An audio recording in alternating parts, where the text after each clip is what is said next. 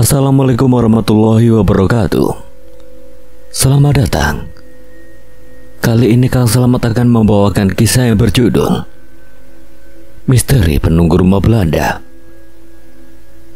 Cerita ini ditulis oleh Ramdan Nahdi. Sebelum kita masuk ke ceritanya, buat kalian yang belum subscribe channel ini, tekan tombol subscribe-nya terlebih dahulu dan tekan tombol notifikasinya, agar kalian tidak ketinggalan romansa lainnya dari Kang Selamat. Gak usah berlama-lama lagi, langsung saja kita masuk ke ceritanya.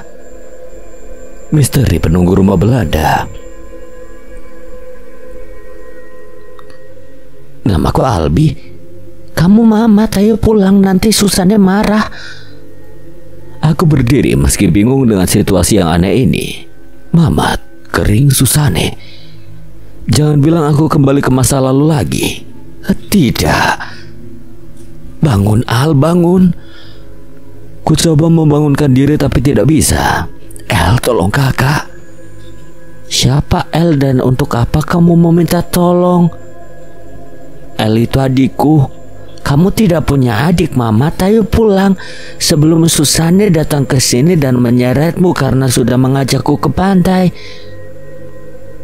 El, tolong kakak. Aku terus mengucapkan kata itu di dalam hati, tidak mau lagi melihat kejadian mengerikan yang menimpa Kering untuk kedua kalinya. Kami melangkah menyusuri jalan setapak di tengah hutan yang sama. Begitu pula dengan pepohonannya, yang membedakan adalah suasananya masih normal, tidak mencekam. Kami tiba di depan rumah. Seorang wanita berwajah pribumi keluar menyambut kedatangan kami. Wajahnya terlihat tidak begitu senang. Ia tersenyum pada Kering lalu memintanya masuk ke dalam. Setelah itu menghalangi jalanku saat aku masuk ke dalam. Ada apa? Kenapa kamu membawanya pulang? Dia memaksa untuk pulang. Seharusnya kamu cegah, dasar bodoh. Apa katamu siapa yang bodoh? Aku meninggikan suara meski ini bukan tubuhku, tapi sangat kesal mendengar ucapannya itu. Ya kamu bodoh, sudahlah. Sebaiknya kamu mati bersama mereka. Wanita itu pergi berlari ke belakang rumah sementara aku masih mencerna ucapannya. Mati bersama mereka?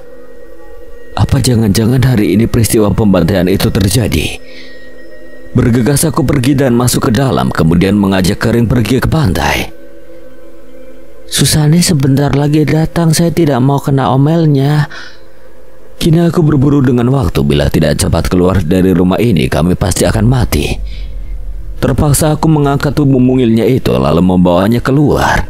Lepaskan Mamat, nanti saya laporkan pada papa. Aku tidak memperdulikan rengekannya, terus menggotongnya hingga depan rumah. Namun langkahku terhenti saat melihat ada wanita Belanda berambut pirang berdiri di luar pagar. Ia ditemani oleh beberapa pengawal dan orang pribumi. Susanne, apa yang sedang kau lakukan Mamat? Susanne, tolong, Mamat ingin membawaku pergi. Jawab Mamat. Salah satu pengawal itu sudah menodongkan senjata padaku. Kini aku terjebak dalam situasi yang sulit. Antara mati di tangan pengawal ini atau mati di tangan tentara Jepang. Saya hanya ingin mengajaknya ke pantai. Benar. Iya, Mamat ingin mengajakku ke pantai. Padahal saya sudah bilang jangan sembarangan mengajak Kering ke pantai, berbahaya. Kamu tidak ingat kalau tentara Jepang sudah memasuki kota ini? Maafkan saya. Kering tertawa sembari menarik tanganku. Temani saya main di sini. Jangan. Susanne mencegahku pergi. Apa yang ia inginkan dariku? Kamu bawa barang-barang itu ke dalam, perintahnya sambil menunjuk ke arah pedati yang terparkir di depan rumah. Aku menatap tumpukan karung goni dan peti kayu. Baik. Yang itu dibawa ke dapur. Dari tadi saya tidak melihat Sekar. Sekar? Aku bingung, tidak tahu siapa orang yang ia maksud. Ya, Sekar. Tadi saya memintanya jaga rumah tapi sekarang dia tidak ada. Oh, mungkin maksudnya adalah wanita yang tadi melarikan diri. Ternyata namanya Sekar. Dia pergi ke belakang. Untuk apa dia pergi ke belakang sana? Saya tidak tahu. Susane memanggil dua pengawalnya lalu meminta mereka untuk pergi mencari Sekar. Sementara aku pergi ke dapur melihat orang-orang yang sedang mengeluarkan bahan makanan dari karung. Sepertinya mereka akan memasak dalam jumlah besar. Mau kemana kamu? Duduk di depan, Non. Lebih baik kamu bantu orang-orang di dapur. Papa akan pulang nanti malam, semua makanan harus sudah siap. Baik, Non. Aku kembali ke dapur membantu memasak. Ada 3 orang wanita pribumi yang bertugas di dapur.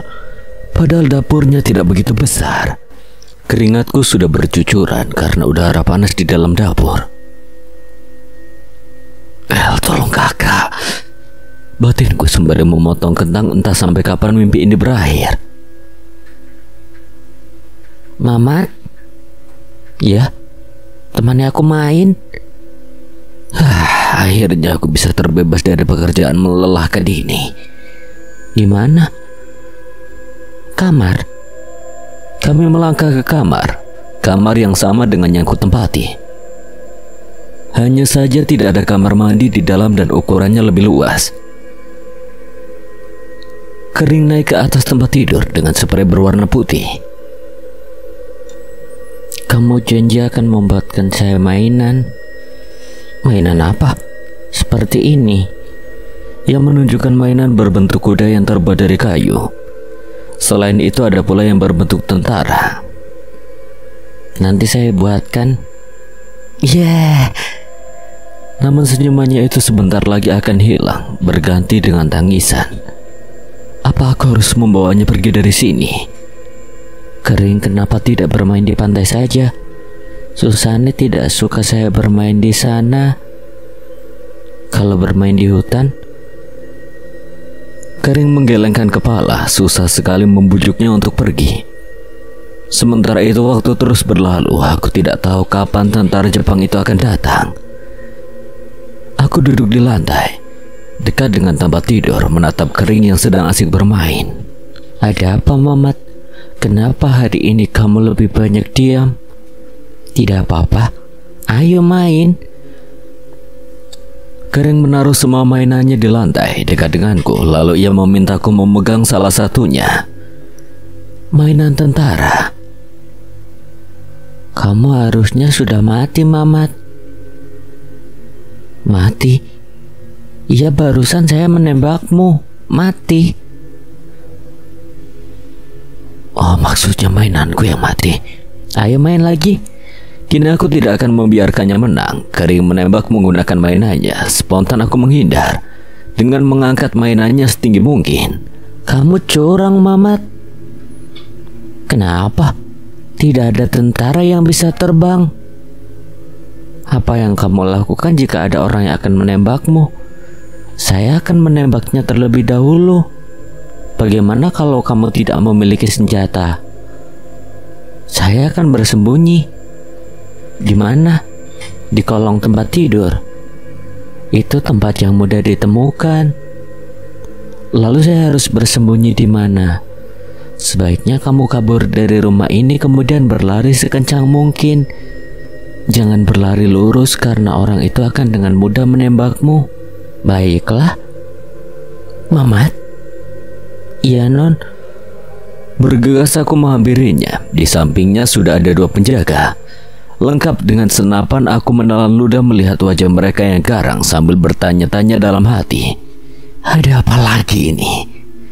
Sekar tidak ada di belakang dan pantai. Kemana perginya? Saya tidak tahu, Non. Jangan berbohong. Kalian hanya bertiga di rumah. Bagaimana mungkin kamu tidak tahu kemana perginya Sekar? Saya benar-benar tidak tahu. Terakhir kali dia hanya bilang ke belakang, itu saja. Iya, Susane, aku juga mendengarnya. Baiklah, nanti akan saya melaporkannya pada Papa, biar Papa memberi hukuman. Kering mengajakku kembali ke kamar, namun Susane malah menghentikan langkahku. Tolong antar surat ini untuk Tuan Ruben. Tuan Ruben? Iya, cepat antarkan sekarang. Baik, Non. Aku melangkah keluar meski tidak tahu di mana letak kediaman Tuan Ruben. Ku coba menanyakan pada warga sekitar yang ada malah ditertawakan. Mat, masa kamu tidak tahu rumah Tuan Ruben? Mau kemana, Mat? Ke rumah Tuan Ruben. Rumah Tuan Ruben di ujung jalan sana, kenapa kamu malah ke sini? Ya ampun, saya lupa. Jangan terlalu banyak melamun di Sekar, Mat.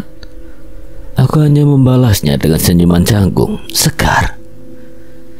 Siapa juga yang memikirkannya? Bergegas aku berbalik arah menuju ujung jalan yang lain.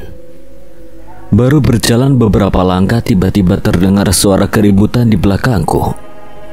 Aku menoleh melihat ada mobil tentara Jepang. Spontan aku berlari ke pinggir jalan, menatap mobil yang melaju kencang ke arah rumah.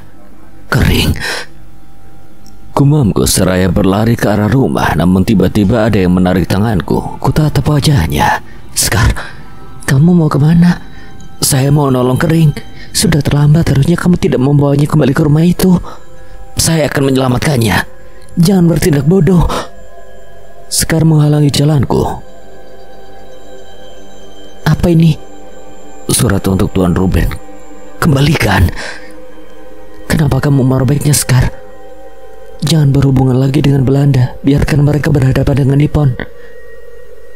Di rumah itu tidak hanya orang Belanda, ada bangsa kita juga. Semua butuh pengorbanan, Mat. Kamu jahat, Sekar. Kenapa kamu berubah? Kemarin kamu setuju dengan rencana ini. Saya tidak mau menumpahkan darah orang yang tidak bersalah. Mereka itu penjajah, Mamat. Tapi semua sudah berlalu. Mereka menguasai tempat ini, menjadi tuan tanah di tempat ini. Mereka hanya menganggap kamu dan pribumi lainnya sebagai budak. Apa kamu tidak sadar? Saya sadar, tapi Kering dan keluarganya tidak jahat, Sekar. Apa kamu bilang? Tidak jahat. Mereka sering mengancam kita dengan senapan jika kita tidak menurut. Mereka tidak segan-segan menembak kita. Apa kamu lupa? Saya tidak lupa, tapi sekarang saya hanya ingin menolong Kering. Jangan pergi ke sana, Mamat. Kamu akan terbunuh. Teriak Sekar, namun aku tak takut. Terus melangkah menuju rumah.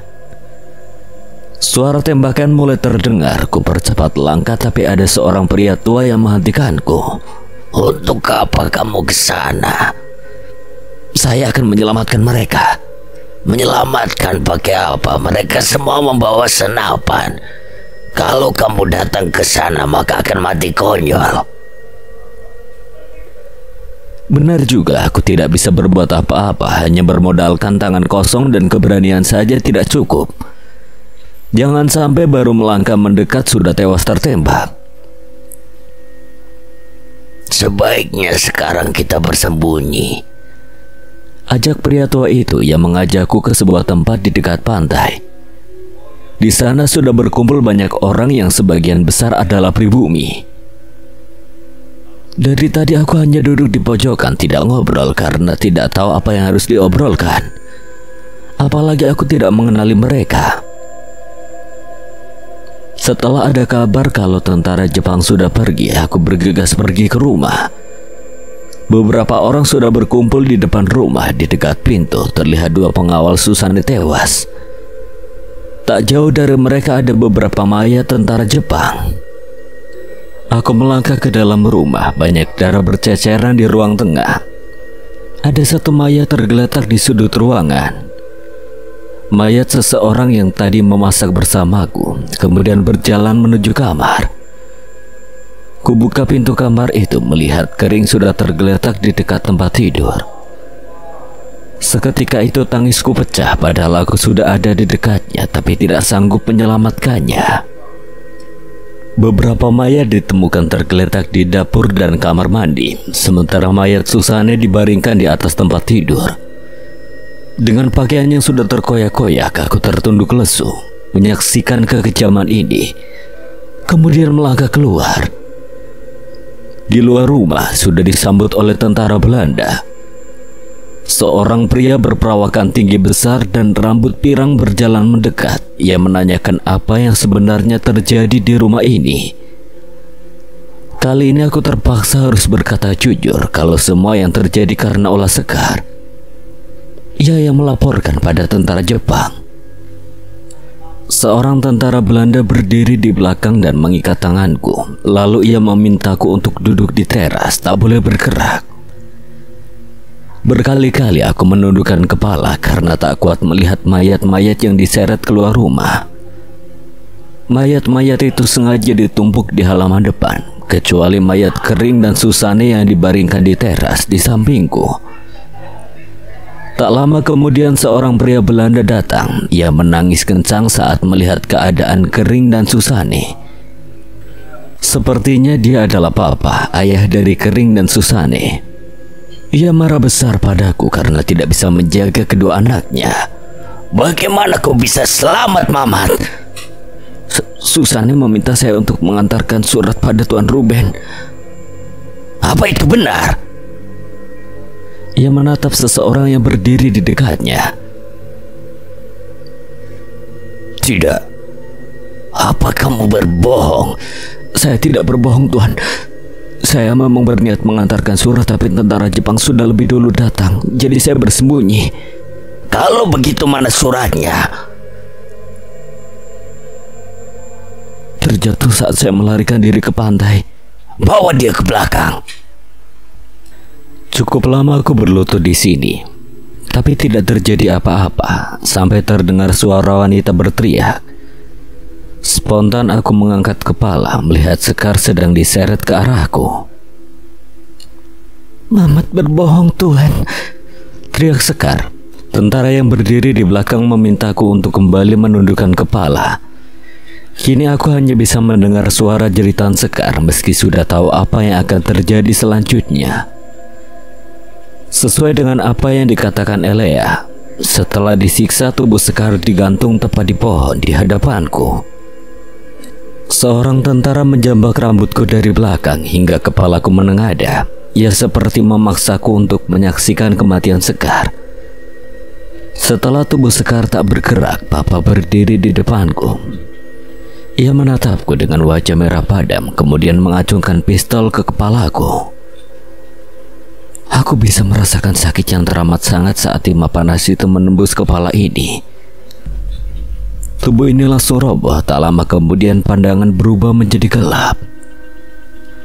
Aku terbangun dengan kepala pusing sekali, kemudian bangkit dan duduk di ujung tempat tidur. Baru kali ini merasakan mimpi yang sangat nyata. Kak Al, masuk. Pintunya dikunci. Aku lupa kalau pintunya masih dikunci, kemudian bangkit dan membuka pintu. Kenapa wajah kakak begitu? Kepala kakak pusing, El. Apakah kakak habis bermimpi sesuatu? Iya, mimpi yang aneh. Mimpi apa? Aku menceritakan mimpi tadi. Itu bukan mimpi, Kak. Hanya orang-orang tertentu saja yang bisa melakukannya. Memangnya itu apa, El? Tempat yang harusnya tidak dimasuki oleh manusia. Maksud kamu? Itu adalah dimensi waktu, Kak. Dimensi waktu? Dimensi di mana kakak bisa kembali ke masa lalu. Kakak bisa menjadi bagian dari masa lalu tapi tidak bisa mengubahnya.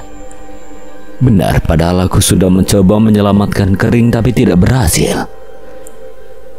Lalu apa gunanya Susane mengajak kakak ke sana jika kakak tidak bisa mengubahnya?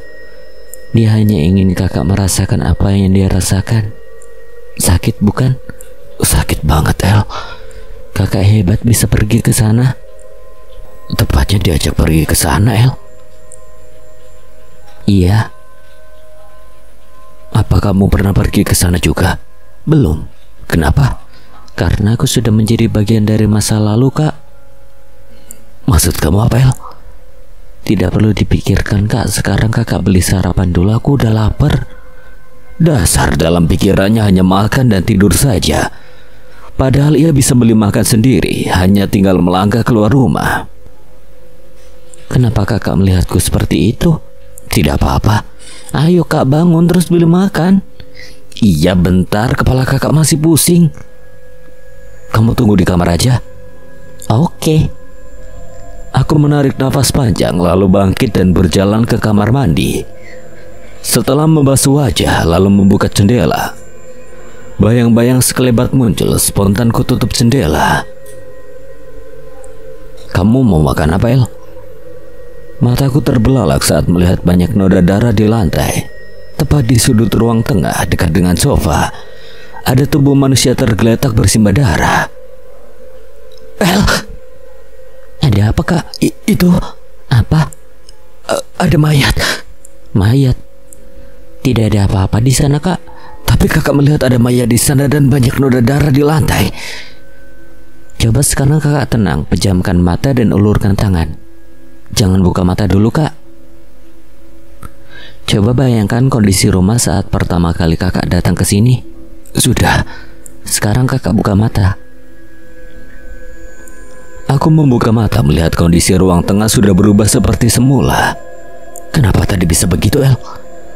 Sepertinya ada bagian dari masa lalu yang terbawa sampai sini, sehingga Kakak bisa melihat bagian itu. Tolong bilang Susane jangan ajak kakak ke sana lagi. Dia bilang tidak, Kak, karena Kakak hanya bisa pergi ke sana 1 kali. Bagaimana kalau lebih dari 1 kali? Ada kemungkinan Kakak tidak akan bisa kembali. Terus badan kakak bagaimana? Badan Kakak bisa dikuasai oleh makhluk lain. Ih, seremnya. Iya. Kamu belum jawab mau makan apa, El? Terserah. Jawaban yang sungguh tidak membantu sama sekali. Aku melangkah keluar rumah. Kali ini sedang malas memesan online. Lingkungan di luar rumah sangat jauh berbeda dengan zaman dulu. Kini hanya tersisa 1 rumah Belanda saja. Sementara yang lain sudah berubah menjadi rumah modern. Aku melangkah ke arah kanan. Entah kenapa masih penasaran dengan rumah Tuan Ruben. Apakah rumahnya masih ada? Jika iya, seperti apa bentuknya sekarang? Lelaki di mimpi itu bilang rumahnya berada di ujung jalan ini. Setelah berjalan cukup jauh, aku bisa melihat ada bangunan dengan atap yang tinggi. Bangunan yang mirip dengan rumah Belanda, hanya saja sudah sangat tidak terawat. Aku berdiri tepat di depannya. Hawanya sungguh berbeda, lebih mencekam dari tempat tinggalku. Mungkin karena sudah lama terbengkalai. Semakin lama menatap rumah itu, kepala ini terasa pusing. Kuputuskan untuk pergi. Mamat? Ada seseorang yang memanggil nama itu. Saat aku berbalik badan, bulu kuduku meremang. Merasakan ada seseorang yang berdiri di belakang. Aku menoleh sedikit. Mau apa kamu kesini? Herdik, seseorang berwajah pucat. Spontan aku terjungkal kaget. Aku hanya berani menatap pakaiannya saja, persis dengan yang digunakan papa di dalam mimpi itu. Pakaian serba coklat yang lusuh, kotor, dan banyak bercak darah. Aku bangkit dan berlari, namun ada sesuatu yang menubruk dari belakang hingga membuat wajahku menghantam tanah, pingsan. Dek, ada seseorang yang menepuk pipiku pelan. Saat membuka mata, sudah ada seorang kakek di hadapan. Saya di mana? Kamu di rumah kakek. Tadi kakek lihat kamu tergeletak di dekat rumah Belanda. Memangnya sedang apa kamu di sana? Saya hanya lewat saja, kek. Lalu bagaimana kamu bisa pingsan? Mungkin karena belum sarapan. Kamu minum dulu. Kakek itu memberiku segelas teh manis sangat. Setelah meminumnya, kepalaku sudah agak enakan.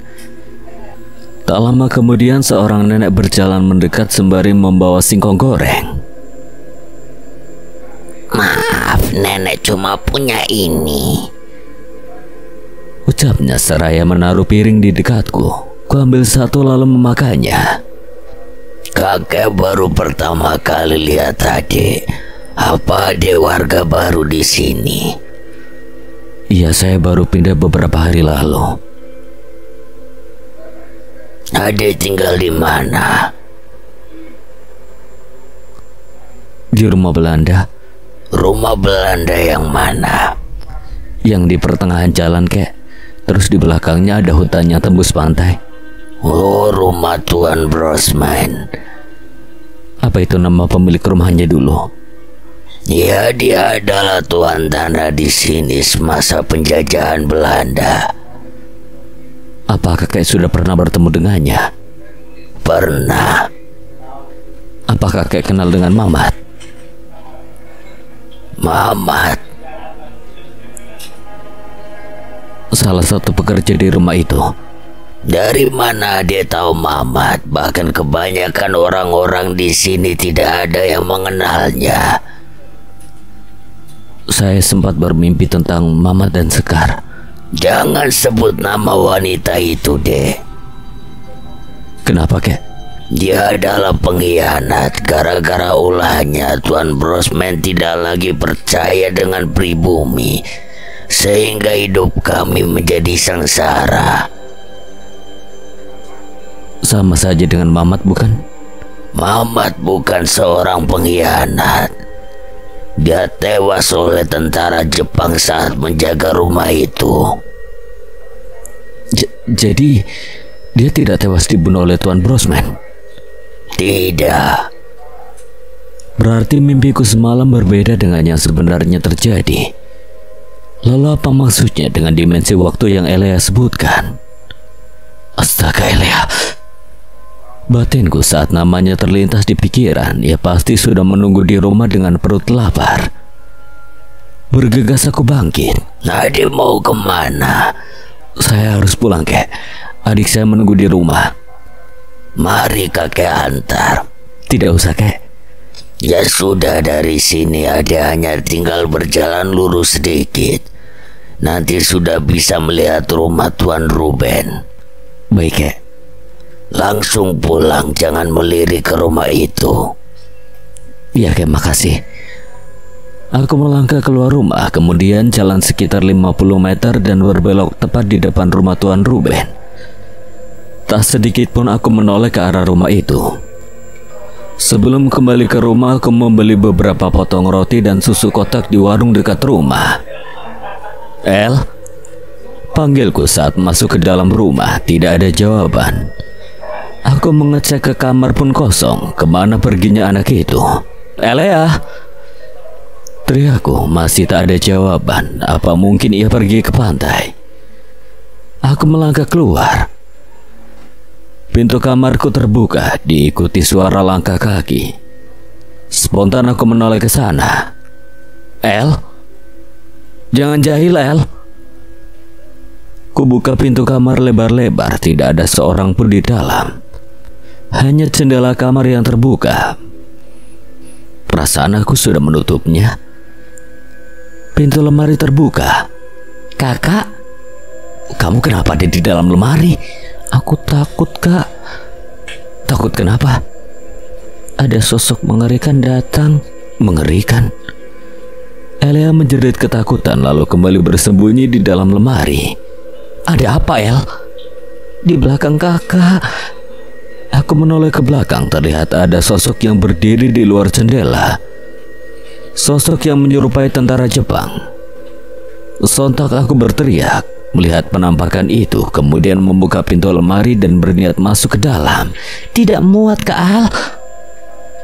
Protes Elea, ya juga lemarinya hanya cukup untuknya saja. Kakak usir saja dia. Kamu aja, El. Aku takut. Tumben kamu takut, padahal dia tidak semenyeramkan Dahlia. Auranya yang mengerikan, Kak. Kamu panggil aja Tuan Brosman ke sini. Bagaimana kakak tahu namanya? Kamu lupa kakak pernah jalan-jalan ke masa lalu? Jangan-jangan dia ikut dari masa lalu. Memang bisa? Bisa. Tapi masa lalu di mimpi itu tidak sama dengan yang asli. Kata siapa? Kata kakak barusan. Kamu tidak dengar? Dari mana kakak tahu itu tidak sama? Soalnya tadi kakak bertemu seorang kakek yang pernah hidup di masa penjajahan Jepang. Dia bilang Mama tidak dibunuh oleh Tuan Brosman. Nah, berarti mimpi kakak itu tidak nyata. Masa lalu yang asli tersimpan dengan rapat tanpa ada seorang pun yang bisa mengubahnya, Kak. Sementara masa lalu yang palsu itu berasal dari mereka yang masih memendam luka. Bahasa kamu terlalu berat, El. Jadi itu nyata atau bukan? Nyata tapi bukan, Kak. Gimana sih? Jangan bikin kakak bingung. Orang yang ada di sana nyata tapi alur ceritanya tidak. karena ada campur tangan orang lain yang bukan dari masanya. Oh begitu. Panas Kak. Ya makanya kamu keluar. Dia udah pergi belum? Siapa? Tentara Jepang. Astaga, aku sampai lupa dengannya, perlahan menoleh ke belakang. Ia sudah tidak ada di sana. Sudah tidak ada, El. Kepala Ella melongok dari balik pintu lemari. Tutup jendelanya Kak. Perasaan sebelum pergi jendelanya sudah kakak tutup. Dia yang membukanya. Awalnya jendela aku yang buka. Pas aku lari ke kamar kakak, jendela itu terbuka. Memang apa yang kamu lakukan, El, sampai dia mengejar kamu? Aku tidak melakukan apa-apa. Tadi aku hanya berbaring di tempat tidur sambil menunggu kakak pulang. Lagian kakak lama banget sih. Ya tadi kakak iseng keliling-keliling. Terus kenapa bajunya kotor? Oh, kakak sempat terjatuh. Ih, sekarang mana makanannya? Kakak taruh di sofa. Kok cuma roti? Tidak ada penjual makanan di sekitar sini. Masa sih? Iya, kamu makan itu aja dulu, nanti kakak pesan makanan lain. Ya udah, oke. Kak Al. Ya. Apa kakak pernah bertemu dengan tentara Jepang tadi? Belum pernah, El. Sama aku juga. Kok kamu takut sih, El? Payah. Kan udah aku bilang auranya mengerikan, Kak. Sangat negatif. Sama seperti sosok besar di hutan. Kakak heran, padahal secara penampakan dia tidak terlalu seram. Malah lebih serem Dahlia atau Hana. Tapi kenapa kamu malah takut? Kakak terlalu memandang fisik. Belum tentu hantu yang terlihat menyeramkan memiliki aura negatif yang besar. Tentara itu secara bentuk memang tidak mengerikan, namun dia memiliki energi yang sangat besar dan tentunya negatif. Apa pengaruhnya aura negatif satu sosok pada kita, El? Apa bedanya Hana dengan Dahlia, Kak? Tidak ada bedanya. Kakak yakin? Iya. Padahal saat diteror Hana kakak tidak sampai sakit-sakitan. Sementara saat diteror Dahlia kakak malah sakit-sakitan. Itu efek dari energi negatif yang mereka miliki, Kak. Energi negatif yang dimiliki sosok tentara Jepang itu sangat besar. Dia tidak hanya bisa mempengaruhi kesehatan, bahkan bisa mempengaruhi jiwa. Dari yang aku lihat sekilas, dia pernah mempengaruhi orang di daerah sini untuk membunuh. Hah? Sebesar itu pengaruhnya? Ya makanya kakak harus hati-hati dengannya. Bagaimana kalau kita pindah aja, El? Kakak punya uang? Ya tidak sih. Nah sebaiknya sekarang kakak lebih banyak di dalam rumah saja karena jauh lebih aman. Aman dari mana? Malah aku lebih banyak diteror di dalam rumah. Kak Al sedang membayangkan apa? Tidak membayangkan apa-apa. Kakak mau tidur sebentar. Kamu kalau masih lapar makan aja roti dan susunya. Satu lagi, jangan pergi kemana-mana. Aku tidak akan pergi kemana-mana, Kak. Satu lagi. Apa? Tolong bilang sama Kering dan Susana untuk tidak ganggu kakak. Kamu dengar itu, Kering? Katanya iya, Kak. Sip. Terima kasih, Kering. Kak. Apa, El? Kan udah kakak bilang jangan ganggu. Ini udah hampir malam, Kak. Hah? Masa? Sontak aku membuka mata kemudian mengecek ponsel. Pukul 17:30. Kakak belum mandi dari pagi. Pantes bau. Bergegas aku bangkit mengambil pakaian di lemari dan pergi mandi. Kakak sudah mandi? Kamu bisa lihat sendiri kakak sudah ganteng begini. Tapi sayang, punya adik kayak kamu, sautku sebelum ia meledek. Lalu berlari mengejarnya. Terdengar suara pagar yang dipukul pelan. Ada orang, Kak? Siapa? Mana aku tahu. Biasanya kamu udah tahu duluan. Aku melangkah ke arah jendela depan lalu mengintip keluar. Terlihat kakek yang tadi pagi membantuku sedang berdiri di luar pagar. Bergegas aku membuka pintu dan pagar. Maaf kalau kakek mengganggu. Tidak, kek. Mari ke dalam, kek. Di sini saja. Mohon maaf, kek, di rumah tidak ada makanan atau camilan. Tidak apa-apa, dek. Kakek hanya ingin berbicara sebentar. Tentang apa? Rumah Tuan Ruben, kakek penasaran apakah kamu melihat sesuatu di sana? Iya. Sepertinya aku harus menceritakan kejadian tadi pagi. Apa yang Ade lihat? Seorang pria berpakaian serba coklat dan banyak bercak darahnya. Rambutnya pirang. Berarti Ade melihat Tuan Ruben. Ade melihatnya di dalam atau di luar rumah? Di luar, kek, tak jauh dari tempat saya tak sadarkan diri. Gawat. Apanya yang gawat? Seharusnya dia tidak bisa keluar dari rumah itu. Entah bagaimana sekarang dia bisa keluar dari sana. Memangnya kenapa kalau sampai dia keluar, kek? Dia akan meneror warga seperti kejadian 10 tahun lalu. Apa saya boleh tahu ceritanya? Pintu terbuka, Elea berjalan keluar. Sebaiknya ceritakan di dalam. Itu adiknya. Iya, kek. Kami pun masuk ke dalam. Sebelum ia memulai cerita, aku terlebih dahulu menanyakan namanya. Panggil saja kakek Danu. Saya Albi. Ucapku lalu memanggil Elea. Ia lalu keluar kamar sebentar untuk berkenalan, lalu masuk ke kamar lagi. Dia memang pemalu, kek. Kakek bingung mau memulai cerita dari mana.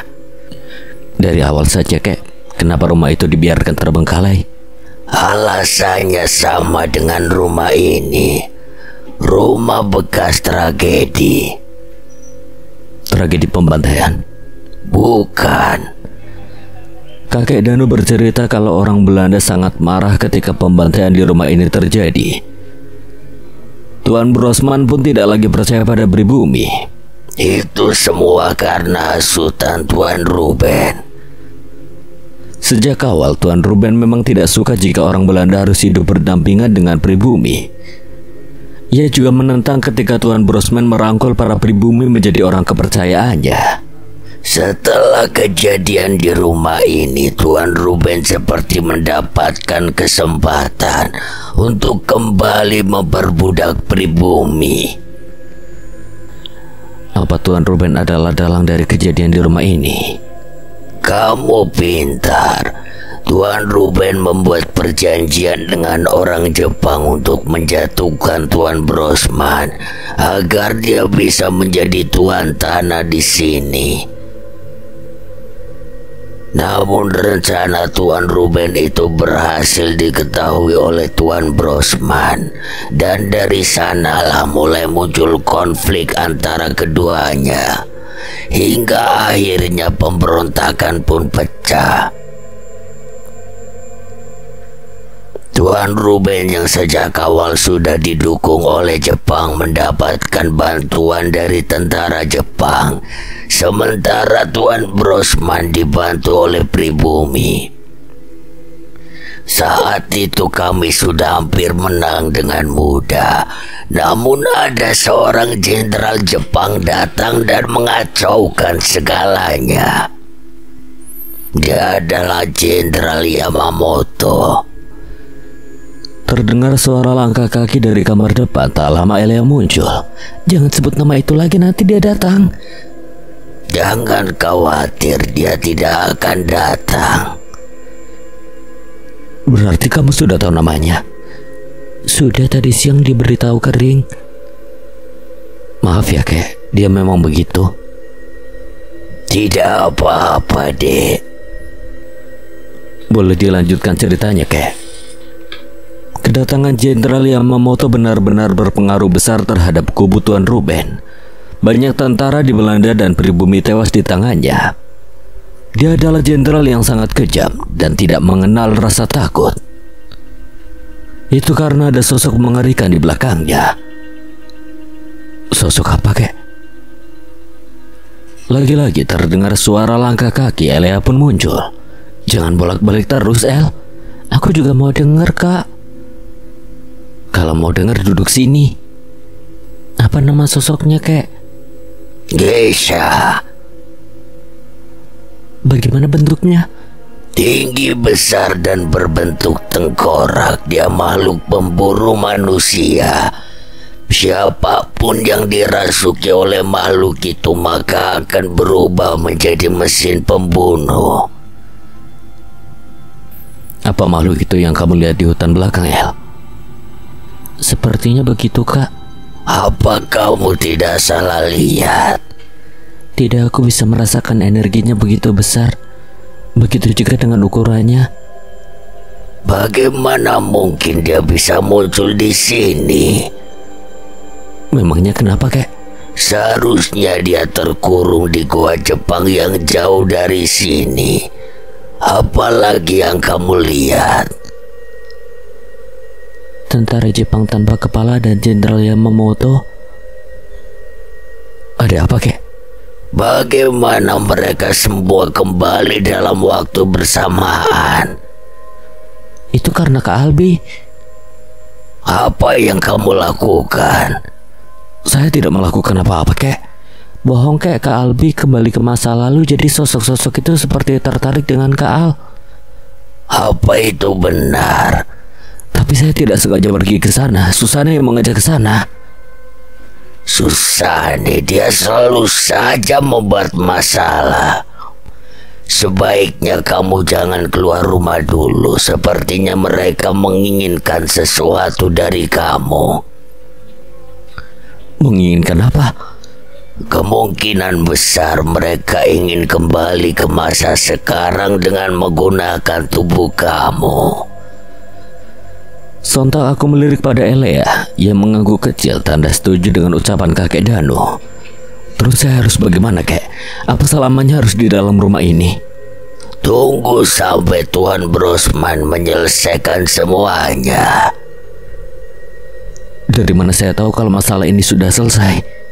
Adik kamu pasti tahu. Sekarang kakek pamit dulu. Biar saya antar. Tidak usah, kamu harus tetap di dalam rumah. Aku menatap Elea yang masih berdiri di depan kamarnya. Tumben kamu mau ngobrol dengan orang lain, El? Kakek tadi orang baik, Kak. Oh begitu. Ya ampun, aku lupa menanyakan sesuatu pada kakek Danu. Kamu tahu tidak, El? Tahu apa, Kak? Bagaimana Jenderal Yamamoto dikalahkan? Aku tidak tahu, Kak. Melihatnya saja sudah membuatku takut, apalagi melihat kematiannya. Apa Kering tidak tahu? Dia juga tidak tahu, Kak. Ya sudah, nanti saat kondisi aman kakak akan bertanya langsung pada kakek Danu. Sekarang tugas kamu memberitahu kapan kakak bisa keluar rumah. Oke. Tumben kamu mau tidur sama kakak, El? Aku harus menjaga kakak. Bilang aja kamu takut sendirian.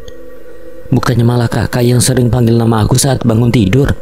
Tidak. Yakin? Kalau begitu nanti aku akan menghilang tiba-tiba. Jangan ngomong gitu. Oh ya, El, apa malam ini dia akan datang?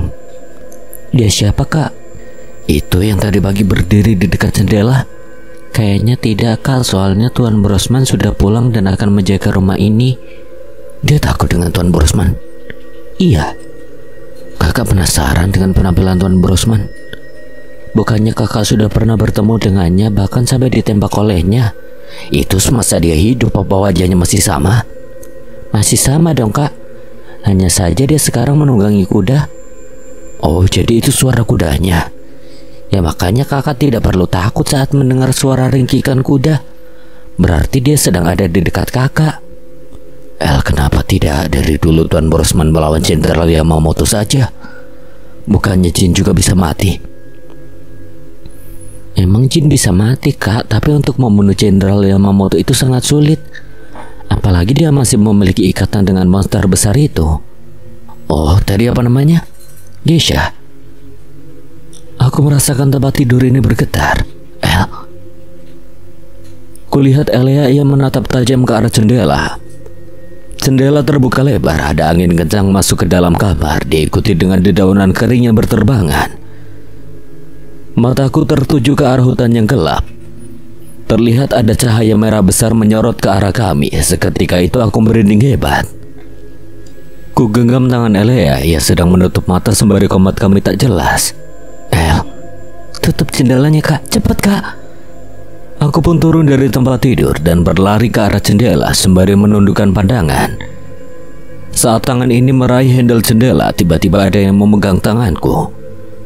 Tak berselang lama sosok Jenderal Yamamoto muncul di depan. Tatapannya begitu menakutkan membuat tubuh ini kaku, tak bisa bergerak. Terdengar suara ringkikan kuda diikuti pendar cahaya putih di hutan. Jenderal Yamamoto melepaskan genggamannya lalu menghilang. Aku terduduk di lantai dengan tubuh yang begitu lemas, jantung ini pun berdebar kencang. Kak Al, panggil Elea lalu berlari mendekat dan menutup jendela.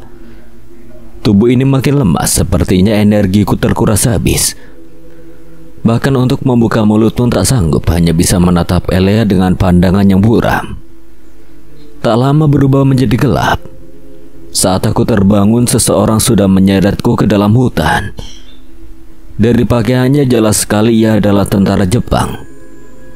Tangan kanannya memegang kakiku, sementara tangan kirinya memegang pedang panjang. Ku coba menggerakkan kaki sembari menghentakkan badan ke tanah. Tak berhasil, genggamannya begitu kuat, bahkan ia tidak bereaksi sama sekali saat aku mulai meronta. Semakin banyak aku bergerak, semakin cepat juga tenaga ini terkuras. Belum lagi rasa sakit di punggung akibat bergesekan dengan tanah. Beberapa kali pula kepala ini terbentur batu dan akar pohon. Kurai akar pohon dan berpegangan sekuat mungkin. Ia pun menghentikan langkah dan menoleh padaku. Ia tidak memiliki wajah, rata. Kemudian ia mengayunkan pedangnya dan mendarat tepat di tanganku. Seketika itu aku menjerit kesakitan dan melepaskan pegangannya. Ia kembali menarik tubuhku hingga kami tiba di depan sebuah gua. Di sana sudah menunggu tentara Jepang lain yang tidak kalah menakutkan. Beberapa di antaranya mendekatiku, lalu mengikat kaki dan tanganku pada sebuah batang pohon. Apa aku tanpa sengaja kembali ke masa lalu lagi? Namun rasanya aneh, jika ini masa lalu kenapa wajah tentara Jepangnya seperti hantu? Tak lama kemudian terdengar suara langkah menggema dari dalam goa. Seseorang yang tidak mau kulihat muncul di hadapan Jenderal Yamamoto. Penampakannya sangat berbeda dengan yang terakhir kali kulihat. Banyak luka robek dan terbuka di bagian wajahnya. Bajunya pun sangat kotor, penuh dengan lumpur. Ada bercak berwarna merah di sekitar perut.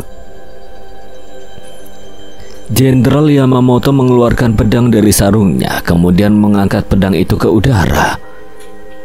Seketika itu para tentara Jepang bersorak. Ia menghentakkan kaki, membuat suasana menjadi hening kembali.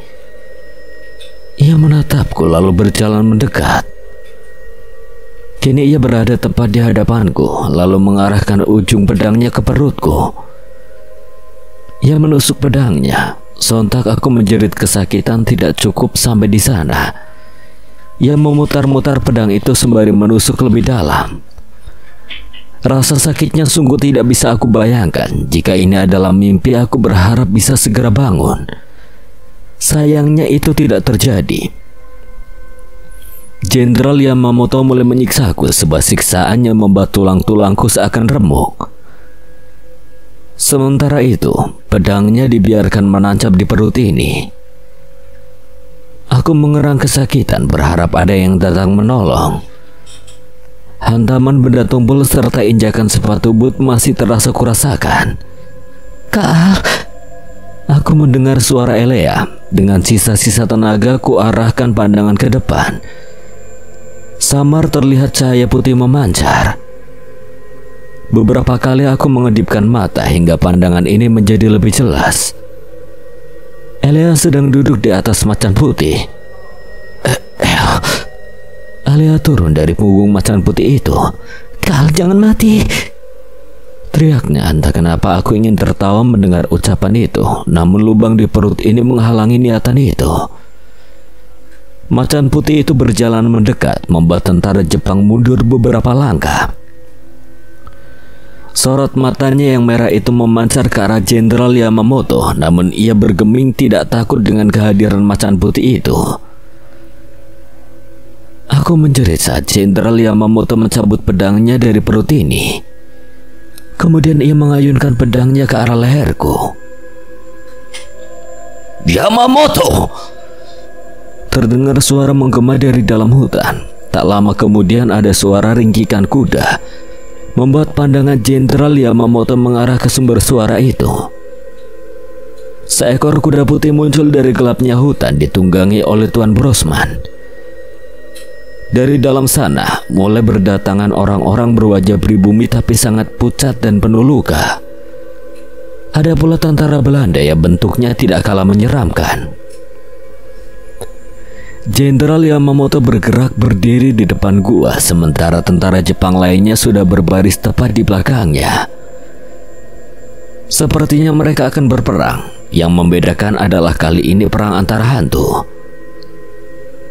Kak Al, teriak Elea sembari berlari mendekat. Kemudian ia melepaskan ikatan di tangan dan kakiku. kakak tidak apa-apa? Sebuah pertanyaan basa-basi yang tidak mau ku dengar, padahal sudah jelas sekali aku dalam keadaan sekarat. Bahkan untuk bergerak pun rasanya tidak sanggup. Elea memegang luka menganga di perutku. Sakit kak? Tanyanya, aku hanya membalas dengan lirikan maut. Tahan sebentar kak. Jenderal Yamamoto berteriak dengan menggunakan bahasa Jepang sembari mengangkat pedangnya. Seketika itu tentara Jepang bersorak-sorai. Tuan Brosman tidak mau kalah. Ia mengayunkan pecut yang bercahaya putih ke tanah hingga timbul suara ledakan. Pertempuran pun pecah. Ayo kak. Elea membantuku berdiri tapi tidak bisa. Tubuhku sudah sangat lemas. Di hutannya berada tepat di belakangku muncul tentara Jepang tanpa kepala. Mereka berniat menyerangku dan Elea. Beruntung macan putih itu lari dan menghadang mereka. Hanya dalam sekejap tentara Jepang itu sudah terkapar. Cepat naik. Aku hanya bisa bengong saat macan putih itu berbicara. Elea kembali membantuku berdiri hingga aku berhasil duduk di punggung macan putih itu. Sementara ia duduk di belakang sembari memeluk tubuhku agar tidak terjatuh. Angin kencang menghembus dari atas bibir gua. Sontak semua yang sedang bertarung pun menatap ke arah sana. Gasha! Diikuti suara hentakan kaki besar yang menggetarkan tanah. Ada telapak kaki tengkorak yang sangat besar tiba-tiba muncul di depan gua. Aku menengadah ke atas melihat dua bola mata besar berwarna merah memancar dari gelapnya langit. Tuan Brosman dan pasukannya pun bergerak mundur. Jangan menatap matanya kak.